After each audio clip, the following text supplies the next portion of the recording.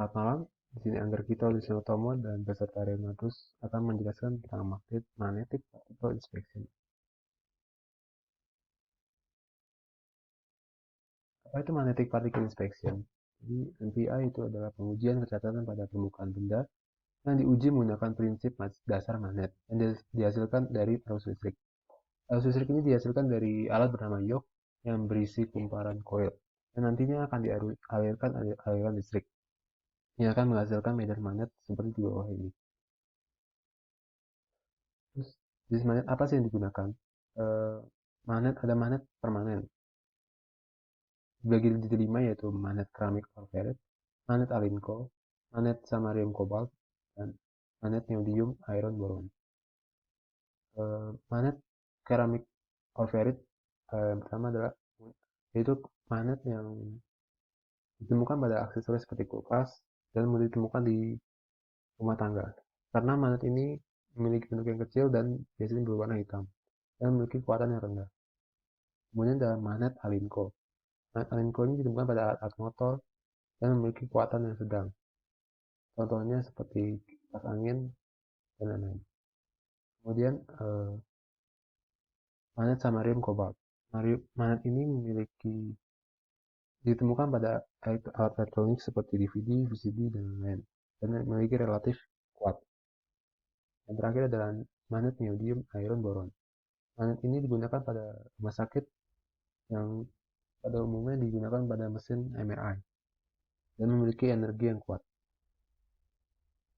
Kemudian ada magnet elektromagnetik. Magnet ini terbuat dari bahan ferromagnetik yang jika diberikan arus listrik maka bahan akan menjadi magnet dan akan hilang jika arus dihilangkan. Magnet ini digunakan pada metode MPI ini. Dan ini adalah contoh medan magnet yang dihasilkan dari gelombang elektromagnetik. Ini gimana cara mendeteksi cacat? Medan magnet akan bergerak dari kutub utara dan ke selatan. Arah medan magnet akan membelok akibat terjadinya kebocoran pada flux magnetik. Ini adalah contohnya.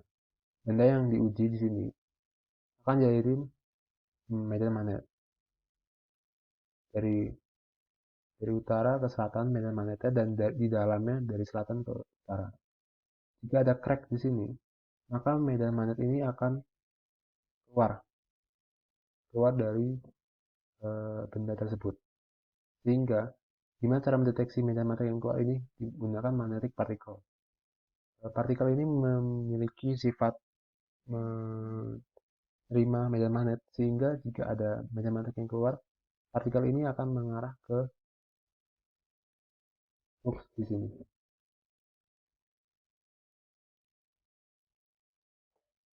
Penggunaan metode MT dan MPI.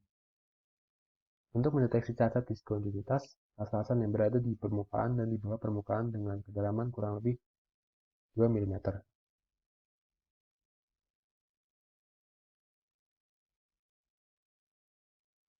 Yang kedua adalah MPI wet.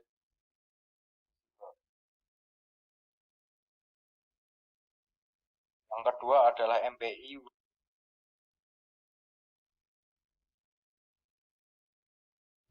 Berikut adalah klasifikasi metode MPI.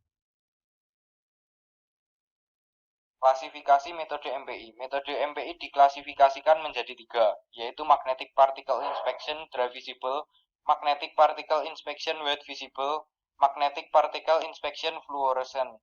Yang pertama adalah MPI Dry Visible. Magnetic Particle Inspection Dry Visible atau partikel magnetik yang biasanya dapat dibeli dalam banyak warna yaitu merah, hitam, abu-abu, kuning, dan banyak lagi sehingga tingkat kontras antar partikel dan bagian yang sedang diperiksa dapat dicapai.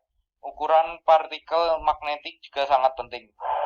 Produk partikel magnetik kering diproduksi untuk menyertakan berbagai ukuran partikel. Partikel halus adalah sekitar 50 mm atau 0,02 inci dalam ukuran dan sekitar 3 kali lebih kecil dengan diameter lebih dari 20 kali lebih ringan dari partikel kasar 150 mm atau 0,06 inci.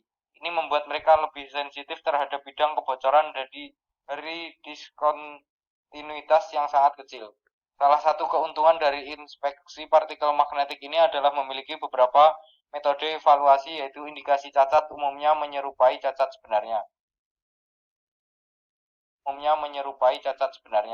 Ini tidak terjadi dengan metode NDT seperti inspeksi saat ultrasonik dan EDI, di mana sebuah sinyal elektronik harus ditafsirkan. Ketika pemeriksaan partikel magnetik digunakan, retak pada permukaan bagian muncul sebagai garis tajam yang mengikuti jalan retak. Cacat yang ada di permukaan bagian yang kurang didefinisikan dan sulit untuk dideteksi.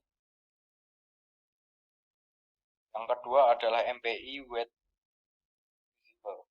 Partikel magnetik juga disertakan dalam suspensi basah seperti air atau minyak.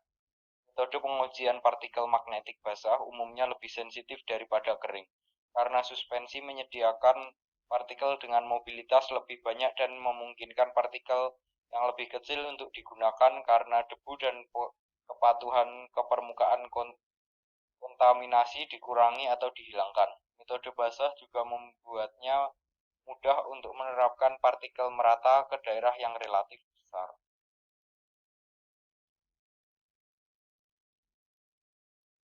Yang ketiga adalah MPI wet fluorescent. Pengujian logam dengan metode MPI wet fluorescent pada dasarnya hampir sama dengan metode wet visible.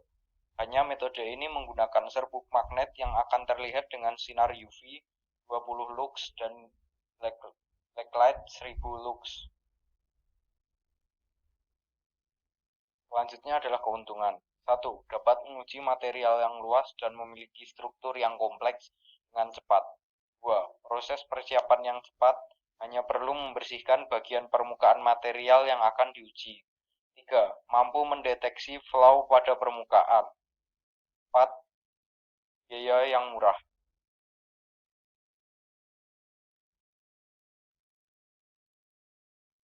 Lalu, kekurangannya adalah 1.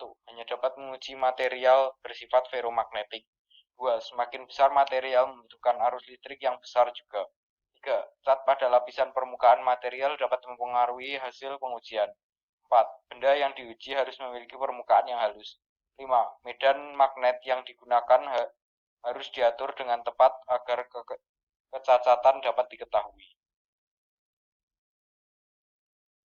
Terima kasih atas perhatiannya. Sampai jumpa.